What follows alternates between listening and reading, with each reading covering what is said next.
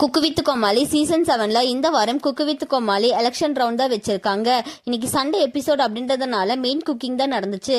நேற்று நடந்த சாட்டர்டே எபிசோட்ல 7 கண்டஸ்டன்ஸை மூணா பிரிச்சு இந்த ரெண்டு கட்சியில எந்த கட்சி அட்வான்டேஜ் டாஸ்கை வின் பண்ணுதோ அந்த கட்சிக்கு போன வாரம் செஃப் ஆஃப் த வீக் வாங்கியிருந்த டிராவிட் அண்ட் ராஜி போவாங்க அப்படின்னு சொல்லியிருந்தாங்க.